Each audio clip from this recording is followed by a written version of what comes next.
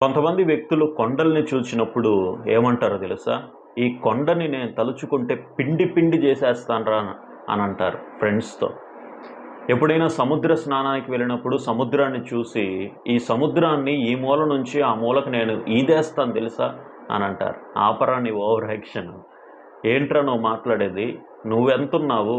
ఆ కొండ ఎంతుంది? ఆ కొండను పిండి పిండి చేయటం నీకు సాధ్యమేనా అని చెప్పి ఫ్రెండ్స్ ఎగతాళి చేస్తూ ఉంటారు.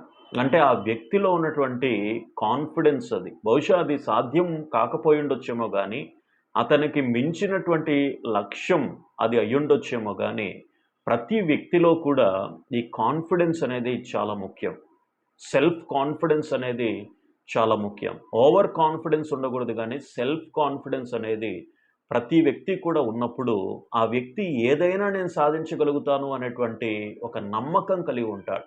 నేను ఏమైనా చేయగలుగుతాను, ఏమైనా సాధించగలుగుతాను, ఎంత గొప్ప లక్ష్యాన్నైనా కూడా నేను సాధించగలుగుతాననేటువంటి ఒక గొప్ప దృఢ సంకల్పము, దృఢ విశ్వాసం తనపై తనకు ఉంటది. కాబట్టి ఏ వ్యక్తి ఏం సాధించాలన్నా గానీ, ఆ వ్యక్తికి మొదట ఉండాల్సింది ఆత్మవిశ్వాసం.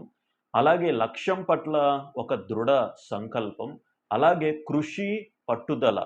మరి ఓటములు వచ్చినప్పటికీ, ఏదైనా తడబాట్లు వచ్చినప్పటికీ, ఆ లక్ష్య సాధనలో ఏదైనా గమ్యస్థానం చేరేటప్పుడు ఏదైనా తప్పటడుగులు వేసినప్పటికీ, ఆ వ్యక్తి లక్ష్యం వైపే చూస్తాడు. తన యొక్క లక్షణాలను మార్చుకోడు. కృషి, పట్టుదల అనేటువంటి అద్భుతమైన లక్షణాలతో తన లక్ష్యాన్ని సాధిస్తూ అద్భుతంగా తన యొక్క గమ్యస్థానాన్ని చేరుకొని నలుగురికి ఆదర్శప్రాయంగా నిలుస్తాడు. కాబట్టి చాలామంది నా వల్ల ఏమవుతుందండి?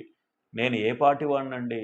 నేను పక్కన వాళ్ళతో పోలిస్తే నేను సామాన్యమైనటువంటి వ్యక్తిని. నా వల్ల ఏమవుతది అని చెప్పి కొంతమంది ఆత్మవిశ్వాసాన్ని చాలా తక్కువగా కనబరుస్తూ ఉంటారు. నాదేముందండి, నాదేముందండి అని చెప్పి. అలా అనడానికి వీలు లేదు.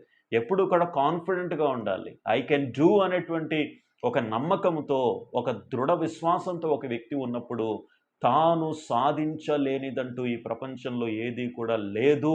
ఏదైనా మనిషి సాధించగలడు అనేటువంటి నమ్మకము, విశ్వాసం ప్రతి వ్యక్తి కలిగి ఉన్నప్పుడు, తన యొక్క లక్ష్య సాధనలో ఏమాత్రం వెనకడుగు వేయకుండా ముందుకే సాగుతూ మరి గమ్యస్థానాన్ని చేరుకుంటాడు. మీరు కూడా అలాంటి ఆత్మవిశ్వాసాన్ని కలిగి ఉండాలి అని చెప్పి మనసారా ఆకాంక్షిస్తున్నాను.